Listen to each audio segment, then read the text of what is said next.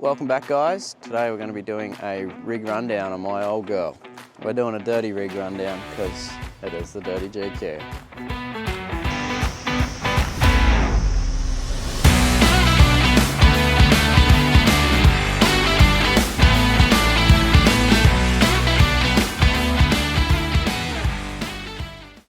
Starting off with lift and tyres. So I'm running the Goodyear Wrangler Boulder MTs. A fantastic tyre for an all-rounder on the road as well as doing the hard stuff. Goodyears are on steel rims, just your standard Neg 22 Sundraisers. I like them because you can bash them. You bend them and then you bend them back. Pretty bulletproof, never done a bead, don't need bead locks.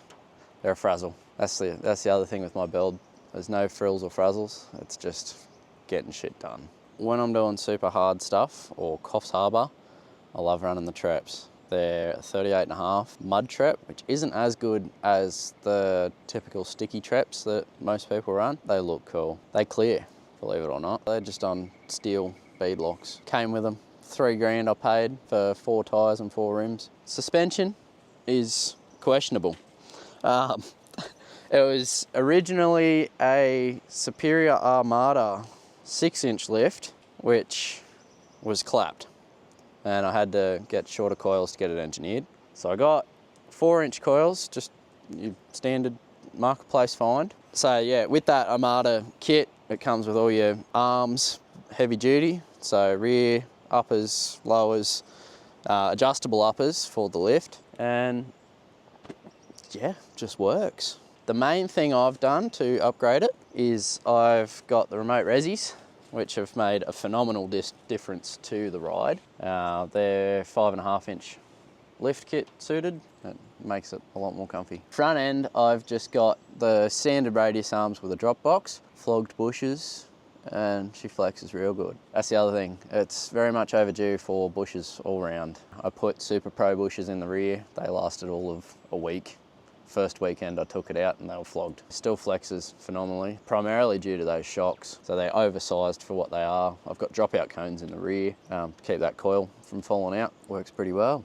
Underneath as well, I've got a GU front braced 4.6 diff with a Harrop locker, and then the rear is also GU. Not 100% sure if it's braced, 4.6 Harrop locker as well. And then I've got 63% reduction gears in the low range. As mentioned in Kim's rig rundown, the front Harrop locker is starting to not engage fully. Not sure if it's from me not knowing that you need to fully engage it for 4 years of having the car before seeing some questionable stuff going on with them. Haven't noticed it with the rear at all. I just always make sure I turn and they'll lock in and then I'll hit the track. So muchly, same as an air locker. You got lockers that don't work. Sometimes they do, sometimes they don't. Barwork and body. So, full custom the whole way. I've done the extra cab chop on it. So the old cab, the way it was done, it was full of rust and not very good. So I cut the back off again, pushed it forward, stuck it all back on. So that's there. Shaved the gutters at the same time. Very much regret it. It looks clean as, but the water just runs straight off the roof into the window. Questionable decision that was, but they were full of rust anyways. Hence, the way I've mounted this rack is with closed bottom nutserts, so no water gets into the cab. It's all sealed up, all painted inside it. Something different. Not a lot of people have their racks mounted like this because they don't have clappers, I guess. You didn't mention anything else about the truck? No, well, that was a pain in the ass. It's all seamless. So it looks as if it was a factory rear. Kept the bubble, redone my sills at the same time because old mate had bent the sills up and then put sliders on it. Why? I'll never know. Front guards, they're a bit of a different one. So we might be able to see with all this mud on it, but what I've done is grafted a second guard onto the existing guard. So it pumps it out twice as far as it would, so I don't have to have the plastic trim that the GQs come out with. I didn't like it. mud gets up between it and everything. Bit of a different look, makes it very unique. I love it. I need to redo them. Tassie took its toll, buddy, dints and shit all over it. Barwork, it is a stealth cradle. So the bottom half of a stealth bar, I like the look of it. It's sharp, it's tidy, it's got a really good approach angle. I didn't like his hoops, basically. So I've put my own hoops on it. I've copied Wisey's GU. Yeah, that big black GU, and he had a double tube on the front. I f***ing loved it. So went with that. People might think it's stupid, but I like it. These have come in handy a lot. Yeah. So they look a bit silly, but they're very useful. Little ears, so when I have my winch cable spun out all the way, I can just quickly wrap it up. If I know I'm going to get stuck and I want to get out of it quick, wrap my winch rope around there, and then someone can just come grab the whole bundle and run out with it. So effective. I like it. Another different one. No side hoops. Something different, unique again. Not a lot of protection for that bloody indicator, but I haven't lost one yet. But yeah, so that goes straight from there into the slider or into the scrubby. So it's all one uniform flow. My unique style of slider as well, with the 50 MB and flat bar to make it a bit more of a step, because I was never able to get my foot in between the slider and the sill. Up into the tray, which was all, a lot of planning went into the tray. It's tough, does the job. That's just for looks. These rails are tie down rails, but they take all of the brunt. It's only thin tube, but it's held up, so very happy with it. Need to change up what I'm doing with the rear setup for more of a tough, hard tracks type of setup. Now that Kimmy's got the wags, she'll be touring. So I've just done I've done a double hoop to kind of, more than anything, the double hoop is to hide the bubble. So the bubble back on the GQ cabs, as far as it's very handy, it doesn't look good. So double tubes, it covers 90% of it. Rear end is probably my most favourite part about this tray. I've tapered in from the sides and in from the back. So if we get a little top view of it, protects the tail light and clears banks instead of digging straight into it like most. As a part of the tray and Barwork, I've changed up the way I've got my mud flaps. So I've done a quick release. I'm not going to pull it out now because it's all muddy, but there's one R pin there and that comes out, and then I disconnect the chain. So that whole flap removes, so I don't pull them off, if I remember to remove them before I pull them off. Another bit, tool drawer. Underneath the tray, I've integrated this, so it holds all of my shit, all the miscellaneous bits and pieces we might need. Also, under the tray, I have a 80 litre water tank with pump. So a little 12 volt pump on a switch and 80 litres of running water. It's almost the same amount of pressure as a garden tap. Very handy. We can hook up the shower to it. Yeah, does the job. To the interior. It is a no frills, no frazzles GQ Patrol. It gets the job done. So I have no aircon. I have no heating now because I blew my radiator hose. Extended the center console. Got a bed on there. Oh, it's pretty good. Weenie sleeps up on there. One stone armrest is my new favorite thing. So they're great. I was never gonna buy some, and then Kimmy got some, and I'm like, they're really comfortable.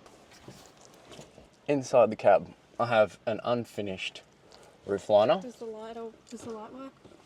Yeah, I think so. Yes. Oh, leave it on. My cab light does work. Roof console with just a little GME handheld. Love that. Very big upgrade from my old one that I did have. Weenie is harassing me. Have a GoPro mounted to the window that doesn't work. Locker switches. I have in-cab control for my winch, so I can pull in and out on the winch. Got a 12-inch sub behind the seat. Guess the dolphin. Speakers up in the top corners, which you can see if the roof sticks up. Party's in here. It's good. Got the passenger princess mirror, even though she's not in my passenger seat anymore. I am sometimes. Sometimes. Wooden gear stick knob. So when I say things I probably shouldn't, I can touch wood. I have a boost gauge that doesn't work. I have an EGT gauge that doesn't work. And I have a volt gauge that works. So I just run off the factory temp gauge, which is a questionable decision in many people's eyes, but hasn't failed me yet. That's about it inside. Oh, got a weenie harness. GG seatbelt. Nutsert into the back of the cab, holds weenie in on the tough tracks. Was amazing in Tassie because it kept this little rat from falling onto our laps and made it exceptionally safe for her being in the cab on the steep angles and such. We got grab-on-co handles, which aren't very snazzy. Matches the colour of my car. I like it. Haven't finished my interior, so one side's black because we use this side for promotional content, and I ran out of spray paint for the other half. Weenie comes everywhere with us. Engine bay. Probably mention real quick. The winch saved us many a times. Pulls like all shit, and it works really good. Got it rebuilt by the high mount guys, and it's made a phenomenal difference in the performance. It did cost $2,600 for the rebuild, but it's already pulled us out 5 times in Tassie, and a couple times out up at Coffs, so it's paid for itself in my eyes. All right, engine bay. Oh, so she's just a dusty old TD. It's got an exhaust leak at the front here, which doesn't help with the cooling at all. Got the nice heater core bypass hose. So this one here ended up with splits all the way along the outside of it when I overheated. So up out of that one, into that one, no more heater. Not a bad thing in a GQ because it's pretty warm 90% of the time. I haven't done anything to this engine bay, really. I've upgraded the water pump with one from Curry Brothers. It is a very similar design to the Dirk's water pump. If you know, you know. Aside from that, nothing. There's doodles. There's doodles everywhere on this car. The back of the cab has a doodle on it. Got an airbox that doesn't fit because it's meant for a GU. Didn't really know that. Tried to make it fit. Broke the radiator with it. You win some, you lose some. It's just running a standard GU turbo, hiding down in there, low mount. Where is it? It's screaming and dying currently. It's got what looks like a 2-stroke exhaust pipe for the intake. I don't know where it come from, how it ended up like that, but it is. So yes, that's this squiggly bit here. It does a full spiral and then comes up to my 3-inch mild steel 4mm tube, because that's all that was available to me when I made the airbox fit. Wiring everywhere. Oil leak from the turbo. You get that with the big jobs. She gets wheeled hard and she just keeps chugging. So the main part that is missing from my ute currently is the canopy, which we left at home because it's full of ants. It rained for about 2 weeks straight at home, and all the ants needed a dry spot to set up camp. I thought the canopy was pretty sick. I've got a red arc setup in there, so all custom. I've done it myself. Red arc battery controller, so it makes sure everything works together nicely. iTech World battery has been really good, but I think the life of it is starting to decline a bit. Cheapo inverter, so up in the top corner, got the JCar Special. The upright fridge, it's going to be a real bummer losing that when we go back to the WAGs. Upright fridge, 100%. If you can fit it, put it in there. It's worth it. So on the kitchen side is my original drawers that I had made. Customised that along the way, modified it. Just simply sliding on a bit of plastic, more or less. So foolproof, all the rattling hasn't fallen apart. So on the other side, since doing Tassie, I had put in an extra 2 drawers on the driver's side so that Kimmy can fit all of our clothes. Where we're moving towards, I would love to have my ute set up for super hard stuff, doing stupid things. And Kimmy's will be more of a support car alongside mine. Tough tourer. We're going to tour in hers, so she'll have an awning, good battery setup. Undecided on what we're going to do with that, whether we strip my Canopy out and put all that stuff into her wags, or if we sell the Canopy or keep the Canopy, don't know. Let us know what you think. But yes, as far as my setup, I'm contemplating doing a similar setup to Pooley's. I love it. Pooley's a fucking weapon at building shit. He's got a sick little half-height toolbox. I don't know how else you'd put it. It's a half-height canopy, but he's got a rooftop on top. I won't be doing that because we sleep in the back of the wags now. That'll have batteries, a couple batteries, possibly a fridge depending on what I end up doing. So we'll have a backup fridge in there. Spare parts. That's basically what it'll have in it. Couple batteries, coolant, oil, spare axles, maybe a diff center, hubs, control arm bolts. Mine walked their way out this trip. Bushes, all the essential bits I'll keep in there. So with Kim going to GU diff soon, that'll mean one set of spares. So I'll do a half, or it'll probably be 3/4 length at about yay height, or not even, probably half. I'll probably go half tray at kind of this height, maybe a little bit lower. The spare tyre, I'm thinking it'll look pretty tough. I'm gonna put spare tyre in the center on an angle, and then my EXO case gear speaker, and hopefully another one on the headboard. So mount them up there permanent. All right, future plans for my rig. Engine needs looking at. Not sure where to go with it. I would love to put a Cummins in this thing. It's probably a bit of a dream. And I don't know if it'd be worth putting into this car, or we save that for, you know, my retirement build. But yes, contemplating whether we go the full 9 yards with a TD or Cummins swap. Maybe one day. Until she blows up, she'll keep running. Aside from the tough, hardcore setup I'm gonna be doing on the back, that's about it. Need to do some suspension stuff. So as much as my setup's been working for a long time, the upper control arm mounts are starting to crack. Not sure if you'll be able to see with all the mud. Driver's side mount right there is cracking pretty bad. And both eyelets are flogged out because the bushes have worked their way. The bolts have worked their way loose. So probably gonna have to cut them off and look at doing something with that in the near future. Can we do an influencer things? Taking photos of my car. She looks really cute right now. Hold on, I need to get a video of that. Cutie's looking cute. Would very much like to do a full link rear if we can work that out with engineering. The rear already works really well, but it would just make it that much better and fix all the things that are getting tired now. And front end, I would like to put a 5-link superior front arms in it. So make the front work a bit harder so the rear doesn't have to work as hard. Long-term plan for the cars, we are considering taking the two of them on a lap around Australia in, you know, years to come. I'd have my ute and I'd tow a trailer, maybe a jet ski or a dirt bike or a tinny. Whoa. Realistically, probably a tinny. No, jet ski. It sounds really dumb, taking two cars on a lap. But the whole grand plan is our lap is not just going to be a typical touring lap, it's going to be a wheeling touring lap. So if there's two of us, we can pull each other out. It's less scary when you have two cars. And if we can afford the fuel, I don't see why not. And if we do end up broken down, stuck somewhere, then we've got a recovery vehicle. Another one, people wanting a rig rundown on the trailer.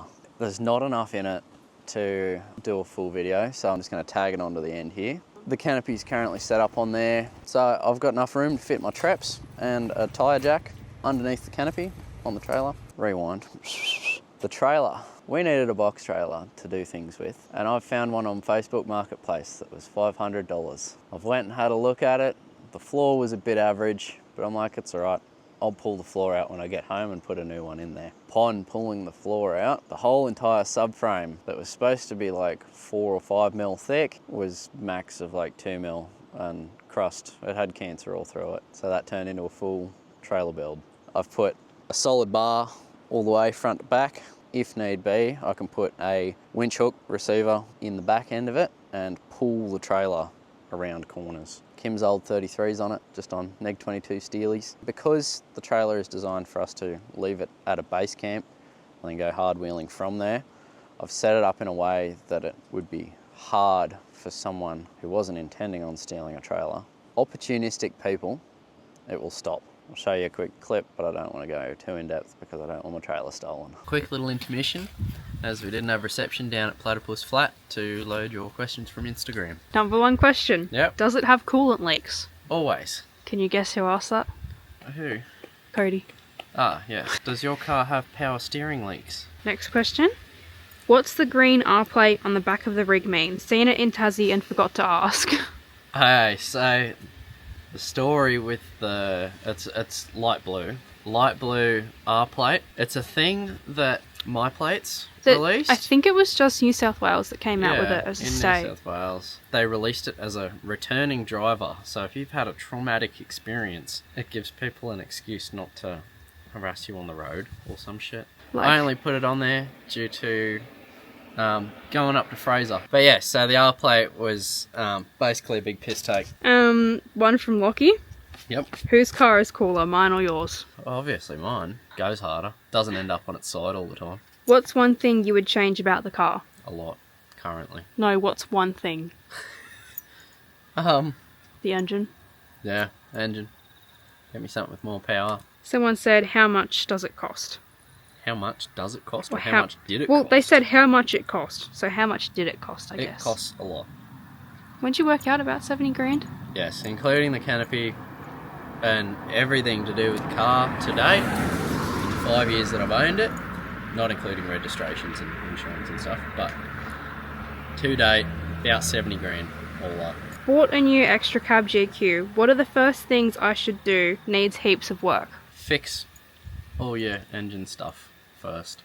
Make sure you can trust your engine to get you home and just get out there, really. Give it a crack, see what breaks, fix what breaks. How many dollars in beers spent to build her? Fair few turkeys. No beers. Beer's yuck. Don't like beer. Lots of turkey. Lots of dollars. Lots of dollars. Ever thought of ice blasting the underbody? I would love to. If you want to sponsor me, I'll do it. Me but too. I can't afford it. Yeah. I'm pretty sure it's a fairly pricey ordeal, especially if you get them to paint underneath as well. But if you're doing a fresh build, it would definitely be worth doing. That's preventative maintenance, really. What sun visor are you running? On the lookout for one myself. I don't know. It come with the car. How long ago did you get it? I have had my ute for about 5 years now. Be coming on 6 Coming soon. on 6, yes. Yeah. So it's changed a lot since I bought it. What's the first mod you'd recommend? First mod. Some good tyres. If you were to change the rear setup, what would you guys do differently? Well, we've pretty much already covered that. To be seen. To be seen. How's the comfort with the weight on the back, and do you feel much small bumps? Comfort was atrocious. No, it was cozy as, but a lot of body roll, especially with that other rooftop tent sitting so high, and the awning, all of it is just weight up high, makes it unstable. Comfortable, but for hard wheeling, it was very top heavy. Thanks for watching. Finally done a rig rundown for you. There was a few people asking for it since way back, so finally got there. But yes, thank you. Hope you enjoyed. Hope it helps. If you have any more questions about setup of bits and pieces, happy to answer questions. Send us a message on Instagram and I'll get to you. Catch you in the next one, guys.